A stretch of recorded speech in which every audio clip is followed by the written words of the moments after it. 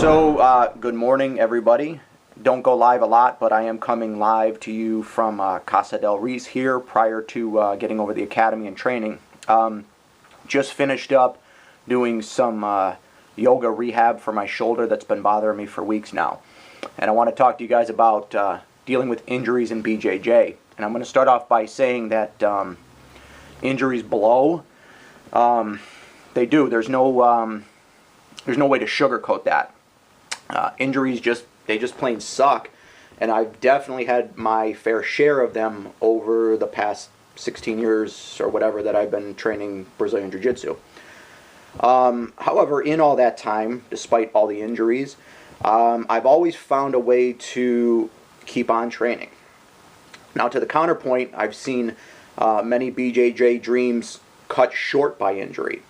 People who could have been great had they had the mentality to be able to train around a non-surgical injury or come back from an injury that required surgical repair and derailed their training for a short period of time.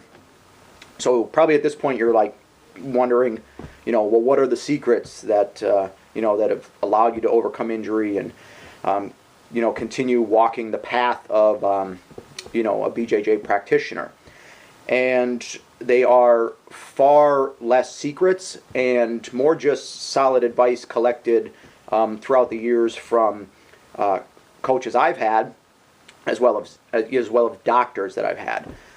So I have 3 bits of advice for people who might be depressed about an injury, and they all stem from first changing your mindset. The standard response of a BJJ practitioner to an injury is no, I can't train anymore. And this incapability to train often hurts more than the agony of the injury itself. However, the problem of the injury is not the problem. The problem is the way in which you are approaching the problem of the injury. I hope that makes sense. So how do we change your mindset? We start by viewing the injury not as a problem, but as an opportunity for growth.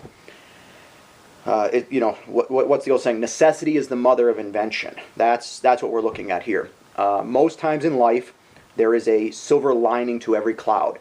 You just have to look for it, and a BJJ injury is no different.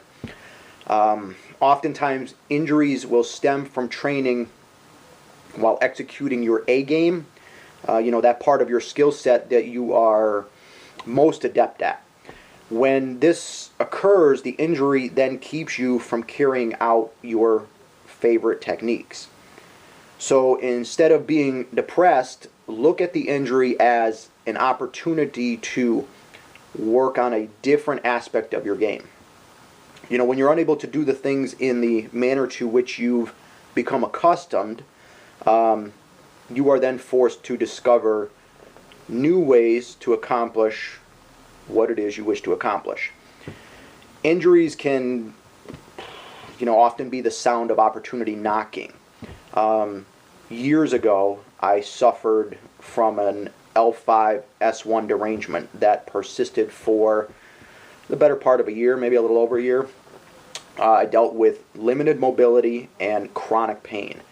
And at this time of my training, I was a brown belt, and I was known as, what is often referred to as a grinder, pass the guard, get top game, offense-oriented practitioner of BJJ. Well, with that injury, my entire top-tier strategies and A-game techniques were gone. They were out the window. So at this juncture, many people would have just quit or took the year off. Instead, I viewed the opportunity as an opportunity to work on my ability to survive from the bottom. Let's put it that way. For the better part of my year-long recovery, I spent a great deal of time training from the bottom of half guard, crossbody, and mount, primarily because these positions put little to no strain on the injury. Secondly, because of my limited ability to bump, bridge, and hip escape, I was simply unable to reverse these positions and achieve a more preferable and dominant position to work from. So right about now, you're probably figuring, well, that sounds like a really sucky time. And you would be 100% correct. It really was a sucky time.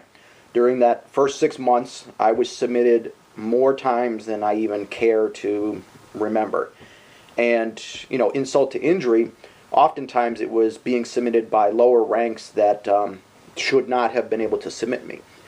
However, around the month 7 or 8, my defensive strategies became more defined and far harder to crack.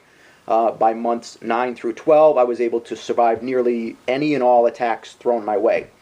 So, due to this injury, I had not only developed a part of my game that was severely lacking, but I advanced it to the point of near impenetrability. Not perfection, of course, but as good as it could get. So what's the lesson to be learned here? Adapt and survive. Don't become that guy that used to train. If you have a finger or a wrist injury preventing you from gripping the gi, then train more no gi. If you have a knee injury that's preventing you from working takedowns, play more bottom ground game. Just don't quit. Don't use the injury as an excuse to be a weakling. So now we've discussed the mindset that you can use during a non-surgical injury to keep your training up. But let's talk about a few pointers that will help you make the best of a bad situation in which an injury is surgical and will keep you from the mats for some period of time. First and foremost, do not rush back too hard, too fast from the injury. Often people want to jump right back in to where they left off and make up for lost time. And this is going to be a surefire way to re-injure yourself, and the second time around the recovery will be much longer. Returning from injury is going to be a tortoise and hare situation. Keep in mind, jiu-jitsu life is a marathon and not a sprint. Secondly, you must focus on your diet and do whatever you are able to do in order to maintain a level of fitness. An injury is not a free ticket to sit on the couch and smash junk food into your mouth all day long. Packing on 30 or 40 pounds is going to prolong your recovery time from injury and make it even harder on you when you do return to full duty training. So run, swim, bike, do yoga, doing anything is better than doing nothing. And the final piece of advice I would give you guys dealing with the injury is remain focused. It is important to keep your jiu-jitsu mind sharp during an injury. Watch and study video, read articles, watch competition. Choose an aspect of your game and focus on it. Choose an aspect that you've been wanting to improve and commit to the study of it. Use visualization and meditative techniques to train the movements that you're watching, and I guarantee this will translate to when you get back on the mats.